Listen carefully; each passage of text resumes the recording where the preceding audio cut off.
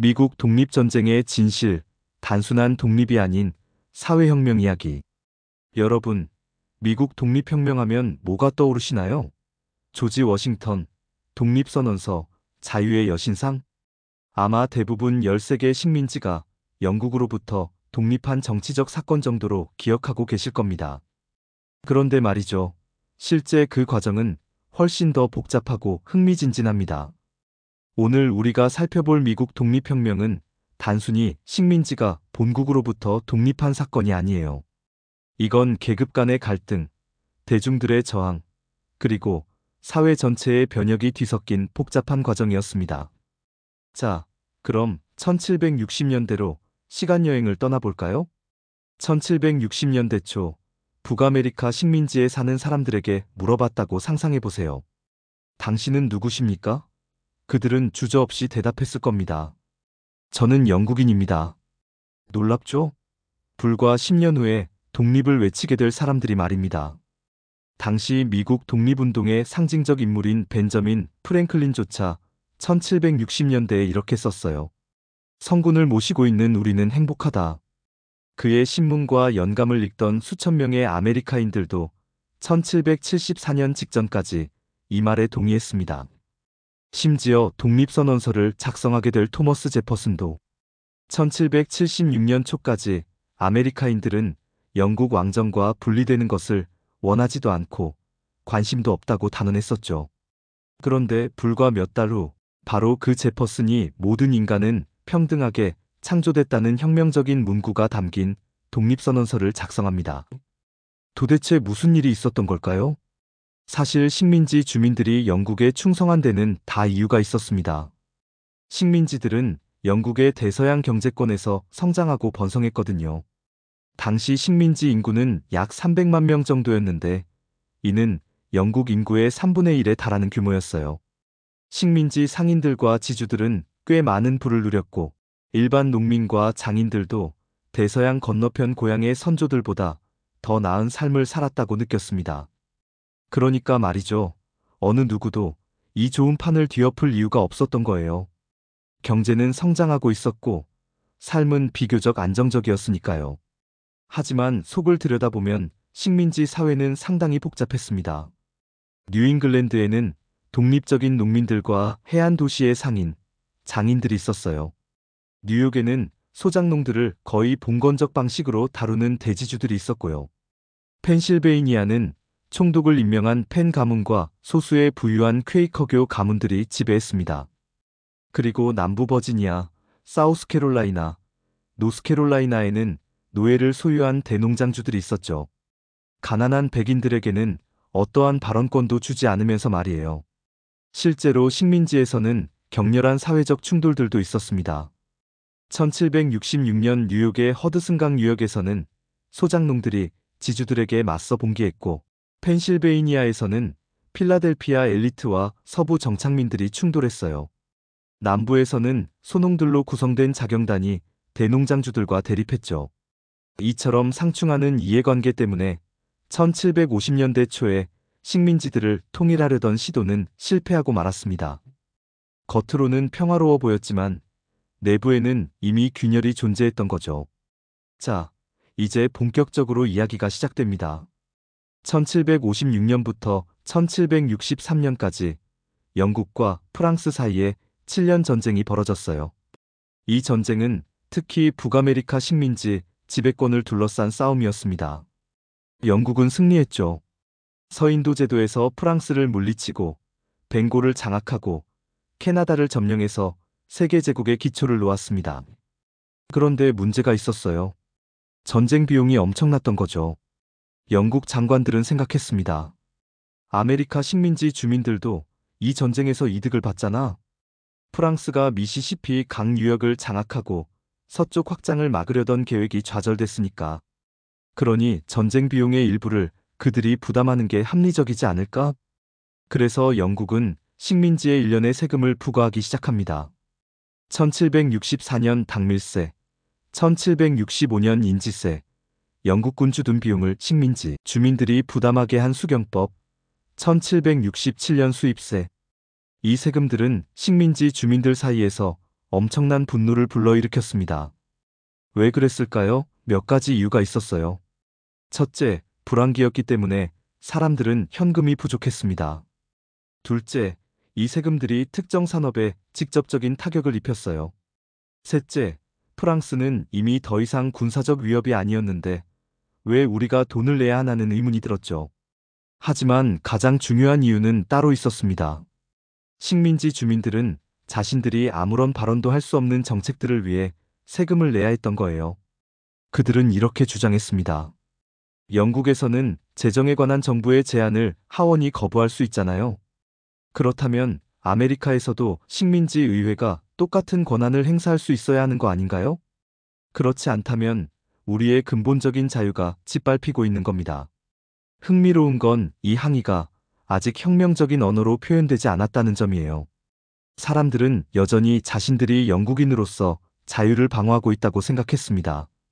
하지만 바로 그 덕분에 그들은 처음으로 영국에 맞서 단결하고 행동하게 됐죠. 저항은 여러 형태로 나타났습니다. 위에서는 식민지 대표들이 대륙회의에 모여 각종 세금이 철폐될 때까지 영국과의 무역을 보이콧하자고 호소했어요. 하지만 진짜 흥미로운 건 다음에 일어난 일입니다.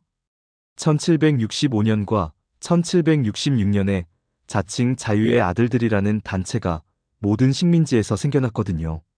이들은 누구였을까요? 부유한 농장주도 아니고 대지주도 아니고 심지어 유복한 상인도 아니었어요. 그들은 엘리트와 진짜 평민의 중간에 있는 사람들이었습니다. 반대파 지식인, 소상인, 장인들이었죠. 이들은 영국 혁명 때 신영군에서 중요한 역할을 했던 중간 부류와 매우 비슷했습니다. 그들은 거의 정당처럼 기능하면서 대중적인 항의와 폭동을 조직하고 지도했어요. 그리고 군중의 행동은 수동적인 무역 보이콧을 훨씬 넘어섰습니다. 보스턴에서는 사람들이 인지를 판매하는 관청으로 추정되는 건물을 파괴했고 인지를 배급하는 사람의 집을 공격했어요. 뉴욕에서는 반역자로 보이는 사람들의 집을 헐어버렸고 그 도시에 주둔하는 영국 병사들과 충돌했습니다. 흥미로운 건 영국인에 대한 분노가 부를 과시하는 엘리트에 대한 쓰라린 반감과 뒤섞였다는 점이에요. 군중은 부자들이 자주 찾는 극장을 공격했습니다. 뉴욕의 가장 급진적인 신문 뉴욕 저널은 영국 문제를 다루면서도 높은 지대, 물가 상승, 일자리 부족 같은 사회적 문제들도 계속해서 공격했어요. 이게 바로 중요한 지점입니다. 이 운동은 처음부터 단순히 영국 대 아메리카의 문제만이 아니었어요. 그 안에는 계급 간의 갈등도 함께 존재했던 거죠. 뉴욕에서는 사람들이 영국의 조치에 항의해 자유의 막대를 세웠어요. 병사들이 그 막대를 파괴할 때마다 사람들은 다시 새로운 막대를 꽂았습니다. 보스턴에서는 반감이 점점 더 치솟았고 1770년 3월에는 결국 피를 부르는 사건이 일어났어요. 군중이 군대를 향해 눈덩이를 던지자 군대가 발포해서 5명이 살해당한 겁니다. 바로 보스턴 학살 사건이죠. 영국 정부는 잠시 물러났습니다. 런던에 많은 상인들이 압력을 넣었고 런던 군중도 폭동을 일으켰거든요. 영국 정부는 차에 대한 세금 하나만 빼고 새로운 세금을 전부 취소했고 아메리카인들의 흥분도 가라앉는 것처럼 보였어요. 하지만 이건 잠시 숨을 고르는 시간일 뿐이었습니다. 억압을 경험한 사람들은 일체의 과세 시도에 대해 그 어느 때보다 분노했고 영국의 지배 집단은 식민지들이 통제 불능 상태가 될까봐 더욱 두려워했습니다. 폭풍전야였던 거죠. 1773년 11월 보스턴 항에서 역사를 바꿀 사건이 일어났습니다. 동인도 회사의 배 한 척이 홍차를 내리고 있었어요. 총독의 아들들은 차를 들여옴으로써 아직 철폐되지 않은 차 세금에 반대하는 보이콧을 깨뜨릴 작정이었죠. 수천 명이 해안가에서 항의하는 동안 아메리카 원주민으로 변장한 100명의 활동가들이 배에 올라 차를 바다에 던져버렸습니다. 유명한 보스턴 차 사건이에요. 식민지에 명망 있는 여론 주도층은 겁에 질렸습니다. 벤저민 프랭클린조차 폭력적인 불이라고 호통을 쳤어요. 하지만 이미 영국 정부에 분노하고 있던 대중들 사이에서 이 사건은 강력한 반향을 일으켰습니다. 영국 정부의 인내심은 마침내 한계에 다다랐어요. 게이지 장군을 매사추세츠 총독으로 임명하고 보스턴에 군대를 파견했으며 불관용법을 가결했습니다. 이 법을 위반하는 식민지 주민들은 영국으로 연행해 재판에 회부한다고 포고했죠. 이제 더 이상 과세가 쟁점이 아니었습니다. 식민지 주민들이 자신들을 다스리는 법률에 대해 발언권을 가질 것인지 아닌지가 문제였어요. 제퍼슨의 말대로 아메리카 여러 주의 400만 명이 영국 본토에 있는 16만 명의 유권자들에게 복종할 것인지 아닌지가 쟁점이었던 겁니다. 물론 제퍼슨은 자신의 고향 버지니아에서 흑인 노예와 많은 가난한 백인들에게 전혀 발언권이 없었다는 사실은 은근슬쩍 무시했지만요. 이런 모순은 나중에 다시 다루겠습니다. 모든 식민지가 위협받았어요. 분노의 물결이 휩쓸었고 분노를 표현하기 위한 위원회들이 생겨났습니다. 차 보이콧이 확산됐고 13개 식민지 의회가 2차 대륙회의에 대표를 파견하는 데 동의했죠. 대륙회의에 참석한 사람들은 대체로 재산을 소유한 명사들이었어요. 그들은 대영 제국의 구조 내에서 명성을 쌓았고 그런 구조를 전복할 생각은 없었습니다. 선택할 수 있었다면 그들은 낡은 방식을 유지하는 쪽을 선호했을 거예요.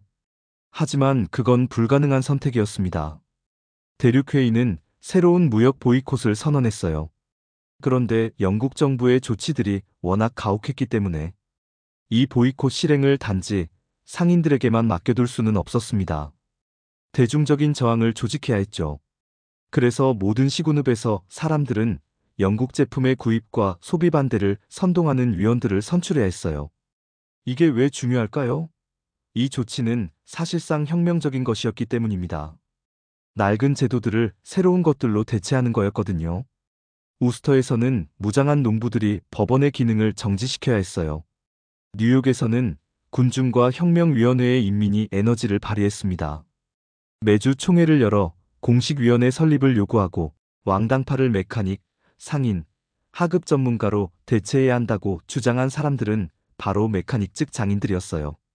필라델피아에서는 1200명의 메카닉이 집회를 열어서 더 젊은 상인 엘리트들이 대중 집회를 소집하고 위원회를 건설하도록 부추겼습니다. 이 시점에서 한 사람이 등장합니다. 토머스 페인이에요. 페인은 1775년 초 벤저민 프랭클린의 추천서를 가지고 필라델피아에 도착했어요. 그는 정치 생활에서 핵심 역할을 하기 시작한 장인과 소상인으로 이루어진 중간층의 전형적인 산물이었습니다. 영국에서 그는 숙련된 코르셋 제작자, 선원, 소비세 징수원, 여인숙 주인 등 다양한 경력을 쌓았어요. 간 40살을 넘긴 나이로 아메리카에 도착했을 때 그는 비슷한 사람들 사이에서 회람되던 잡지에서 일자리를 얻었죠. 처음에 그는 보이콧을 열광적으로 지지하는 사람이었지만 아직 혁명가는 아니었어요. 그 자신이 나중에 썼듯이 영국에 대한 복속은 완강했고 당시에 이에 반대하는 언동은 반역에 해당했다니까요. 하지만 1775년의 사건들, 특히 점점 더 가혹해진 영국의 탄압 때문에 그는 마음을 바꿉니다. 그리고 1776년 초에 40쪽짜리 소책자 상식을 출판했어요. 이 소책자는 총독이나 의원들의 언어가 아니라 장인과 상인의 언어로 쓰였습니다. 하지만 단지 선동적인 저작만은 아니었어요. 그건 선동적인 요구들을 정당화하는 일반화된 논리를 제시했습니다. 페인은 홉스, 로크, 볼테르, 루소의 사상을 보통 사람도 이해할 수 있는 방식으로 서술했어요.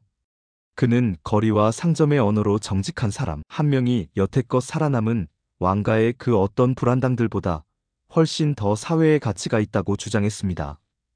그는 조지 3세의 이른바 통치권이 산적대를 이끌던 프랑스인 사생아의 혈통에 근거를 둔 것이라며 비웃었죠. 상식은 놀라운 성과를 거뒀습니다. 아마 15만 부가 팔렸을 거예요. 당시 펜실베이니아의 정치가 벤저민 러시는 이렇게 말했습니다. 그것이 아메리카의 정신에 끼친 영향은 너무나 갑작스럽고 광범한 것이었다. 보통 사람들이 그것을 읽었고 여러 클럽과 학교에서 그 책을 낭독했으며 어떤 경우에는 성직자가 설교 대신 그 책의 내용을 전하기도 했다. 논쟁들 때문에 사람들이 사물을 이해하는 방식이 갑자기 달라진 역사적 순간이었던 거죠. 펜실베이니아의 급진 운동은 자극을 받았고 혁명적 조치들을 취할 준비가 됐어요. 하지만 문제가 있었습니다. 많은 부유한 상인과 대지주는 여전히 국왕에게 충성을 바치고 있었고 그들이 식민지 의회를 통제하고 있었거든요. 독립선언에 대한 펜실베이니아의 지지를 얻어내는 건 거의 불가능해 보였어요. 독립을 지지하는 급진파는 선택의 여지가 하나밖에 없다고 생각했습니다. 식민지 의회 외부에서 활동가들의 운동을 건설해 의회의 결정을 뒤엎어야 했던 거죠. 4,000명이 모인 집회에서 사람들은 식민지의 미래를 결정할 대표자 대회 소집을 요구했고 식민지 민병대의 대표들로 이루어진 병사위원회는 그 요구를 지지했어요. 무장 병력을 거느리지 못한 옛 의회는 갑자기 무기력해졌습니다. 의회는 6월 14일의 휴회에 다시는 열리지 못했고 6월 18일에는 민중대회가 열렸어요. 그리고 그때까지 어디서도 찾아볼 수 없었던 가장 급진적인 헌법을 만들었습니다. 이 헌법은 남성 인구의 90%에게 투표권을 부여했지만 국왕에게 충성하지 않겠다는 서약을 하지 않으려는 사람에게는 투표권을 주지 않았어요. 며칠 뒤 대륙회의에서 독립선언서가 채택될 길이 활짝 열린 겁니다. 새로운 미합중국의 창건은 독립을 지지한 펜실베이니아 주민들이 왕정을 고수하려는 사람들에 맞서서 독재 조치들을 취했기 때문에 겨우 가능했습니다. 흔히 미국 독립전쟁은 두 정규군 사이에 면밀히 계획된 몇 차례 전투만으로 치러진 비교적 유혈 사태가 적은 사건처럼 묘사되죠. 하지만 사실은 전혀 달랐습니다. 미국 혁명에 내재한 내전의 요소 때문에 어떤 곳에서는 대단히 유혈낭자한 전투가 벌어졌어요. 뉴욕의 트라이언 계곡지대를 예로 들어볼까요? 이곳은 강력한 왕당파 지주인 존슨 가문이 통제하고 있었고 그들은 모든 반대파를 짓밟기 시작했습니다. 전쟁이 끝날 때까지 700개의 건물이 불에 탔고 1만 2천 개의 농장이 버려졌으며 수십만 부셸의 곡물이 파괴됐어요. 거의 400명에 이르는 반란군 쪽 여성이 과부가 됐고 혁명가들의 자녀 약 2,000명이 고아가 됐습니다. 반란군이 더 우세한 지역에서는 왕당파가 영국군에 협조하는 것을 막기 위해 사람들의 정상적인 권리를 침해하는 조치들을 취해야만 했어요. 위원회들은 왕당파 출판물을 검열했고 왕당파 군대에 가담한 사람들의 토지를 몰수했으며 왕당파 상인과 금융업자에게 진 빚을 폐기했습니다. 군중은 왕당파 판사들의 몸에 타르를 칠하고 새털을 뿌리는 린치를 가했으며 왕당파들을 발가벗긴 채 거리에서 끌고 다녔어요. 최소 2만 명 이상의 왕당파가 1783년에 영국 배를 타고 뉴욕을 떠났습니다. 차 사건이 투쟁의 출발점이었을지는 모르지만 그 결말은 결코 아니었던 거죠. 전쟁이 길어지고 식량 부족이 만연해지자 위원회들은 더 급진적인 조치들을 취해야 했어요. 상인들이 왕당파 점령 지역에 식량을 수출하는 것을 막고 독립운동을 지지하는 대중을 위한 식량을 확보해야 했습니다. 그들은 부자들에게 더 무거운 세금을 매겼고 물가를 통제했으며 배신자들의 토지를 몰수했어요. 이건 전쟁에서 이기기 위해 필요한 조치였습니다. 하지만 동시에 부자들의 희생으로 가난한 사람들이 이익을 얻는 조치이기도 했죠. 바로 이 지점이 중요합니다. 반란은 필연적으로 국가적인 차원뿐 아니라 사회적인 차원의 의미도 있었던 거예요. 그렇다고 해서 이 전쟁을 단순한 계급 문제로 환원할 수는 없었습니다. 버지니아에서는 가장 부유한 농장주들도 기꺼이 투쟁에 가담했어요. 플랜테이션 소유주인 워싱턴은 독립군을 지휘했고 또 다른 노예 소유주인 제퍼슨은 독립선언서를 작성했습니다. 뉴욕에서는 일부 지주들과 상인들이 영국군을 지지했지만 다른 일부는 반란군 편에 가담했어요. 심지어 펜실베이니아에서도 벤저민 프랭클린 같은 부자가 결국은 옛 친구들과 관계를 끊고 열렬한 독립 지지자가 됐습니다. 더욱이 최후의 성공 여부는 프랑스 왕정과 동맹을 구축할 수 있는 능력에 달려 있었어요. 프랑스의 고문들이 워싱턴을 도왔고 프랑스 해군은 무기를 넘겨줬으며 영국의 해안 봉쇄를 약화시켰습니다. 상층 계급 가운데 반란군을 편든 부문이 있었던 것처럼 중하층 계급 가운데 독립투쟁을 환영하지 않은 사람들도 많았어요. 때때로 이건 국왕에 대한 충성심을 압도할 만큼 세금 문제가 심각하게 느껴지지 않았기 때문이었습니다. 또 투쟁을 이끄는 지역 유지들이 과거에 자신들을 괴롭혔던 자들이었기 때문이기도 했죠. 그래서 뉴욕주에서는 자신들이 증오하는 지주가 영국군에 반대한다는 이유로 많은 소작농들이 오히려 영국군을 지지했어요. 마찬가지로 남부에서는 독립에 찬성하는 플랜테이션 소유주에 대한 쓰라린 반감 때문에 가난한 농부들이 왕당파 게릴라로서 무기를 들었고, 그 결과 양편 모두 피해 보복을 주고받았습니다. 더 복잡한 상황도 있었어요. 영국군은 북아메리카에서 가장 억압받는 두 집단, 즉 흑인 노예와 아메리카 원주민한테서 혁명군보다 더 많은 지지를 얻는 데 성공했습니다. 버지니아의 왕당파 총독은 영국군을 위해 싸우려는 노예들에게 자유를 주겠다고 제안했어요. 꽤 많은 노예들이 실제로 그 제안을 받아들였고, 전쟁이 끝났을 때 영국군과 함께 떠났습니다. 반면 1779년에 대륙회의가 캐롤라이나와 조지아의 흑인들이 반란군에 가담해 싸우는 대가로 그들에게 자유를 주자고 제안했을 때 주 정부들은 그것을 고려조차 하지 않았어요. 그렇다고 해서 독립운동 전체가 노예제에 찬성한 건 아닙니다. 뉴잉글랜드에서 많은 급진파는 노예제를 혐오스러운 것으로 여겼고, 많은 흑인이 개별적으로 지역 민병대에서 백인들과 함께 싸웠습니다. 매사추세츠와 버몬트는 1780년에 노예제를 폐지했고, 필라델피아는 투표를 통해 노예제를 단계적으로 폐지하기로 했어요. 영국군은 식민지 주민들보다 인디언 동맹군을 얻는 것이 더 쉽다는 것을 깨달았습니다. 왜냐하면 인디언들한테서 영토를 빼앗는데 여념이 없기는 정착민이나 투기꾼이나 마찬가지였고, 가장 급진적인 독립투사들 일부는 원주민들을 가장 적대하는 사람들이기도 했기 때문이에요. 영국군의 전략은 명확했습니다.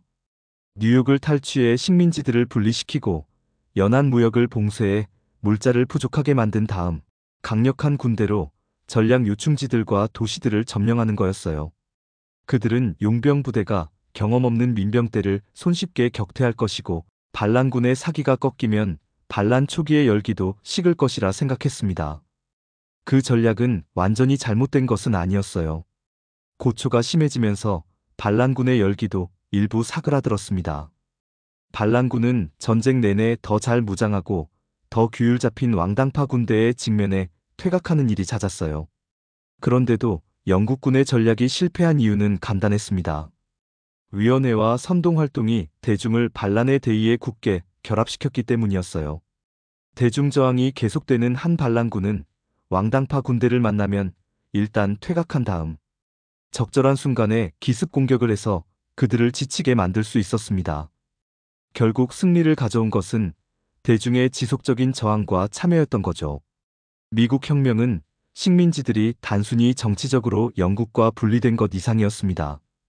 전자본주의의 멍에들을 떨쳐낸 하나의 사회가 전쟁의 소용돌이 속에서 태어났어요. 뉴욕 대지주들의 봉건적 권리들은 사라졌습니다. 거대 가문에 대한 사람들의 복종은 흔들렸죠. 북부와 중부 식민지들에서 수십만 명의 사람들이 인간 평등과 억압으로부터 해방이라는 사상을 받아들였고, 그 원칙을 백인뿐 아니라 흑인에게도 적용해야 한다고 생각하게 됐습니다. 유럽의 많은 계몽주의 추종자들이 보기에 독립선언서의 모든 인간은 평등하게 창조됐다는 문구는 그들이 품은 이상을 생생하게 실현한 것이었어요. 하지만 혁명을 강화하기 위해 그토록 헌신한 급진 세력들은 어디에서도 자신들의 권력을 유지하지 못했습니다. 펜실베이니아 같은 곳들에서 그들은 중하층 계급에게 실질적인 이익을 주는 조치들을 잠시 동안 실행할 수 있었어요. 모든 남자에게 투표권을 부여하고 1년마다 열리는 의회, 부채에 맞서 농부들을 보호하기 위한 조치들과 물가 통제를 규정한 주 헌법들이 있었습니다. 그러나 1788년에 각 주가 연방 헌법에 동의할 무렵에는 미국 전역에서 자유시장 창출을 원하는 세력들이 각 주의 의회를 장악했어요. 이것은 그렇지 않았다면 상상할 수도 없었을 규모의 경제적 변화를 위한 기틀을 마련했을 뿐 아니라 억압과 착취의 새롭고 낡은 형태들을 확산하고 강화시키기도 했습니다. 자, 이제 이 긴 이야기를 정리해 볼까요? 미국 독립혁명의 의의는 무엇일까요? 첫째, 이것은 세계사에서 매우 중요한 사건이었습니다. 왕정과 귀족이 지배하던 시대에 모든 인간은 평등하게 창조됐다고 선언한 것은 명백히 혁명적이었어요. 이 사상은 곧 프랑스 혁명에 영향을 미쳤고 전 세계의 민주주의 운동에 영감을 주었습니다. 둘째, 이것은 단순한 정치적 독립이 아니라 사회혁명이었습니다. 봉건적 권리가 사라지고 대지주들의 권력이 약화되고 중간 계급과 하층민들이 정치에 참여하기 시작했어요. 셋째, 이 혁명은 대중운동 없이는 불가능했습니다. 자유의 아들들, 위원회, 민병대, 이런 조직들이 없었다면 독립은 결코 성공하지 못했을 거예요. 역사는 위대한 지도자들만이 아니라 이름 없는 수많은 사람들이 만들어가는 것입니다. 넷째, 토머스 페인의 상식 같은 사상의 힘이 얼마나 중요한지 보여줬습니다. 대중이 새로운 사고방식을 받아들일 때 불가능해 보이던 것도 가능해집니다. 하지만 우리는 이 혁명의 한계도 직시해야 합니다. 가장 큰 모순은 노예제였어요.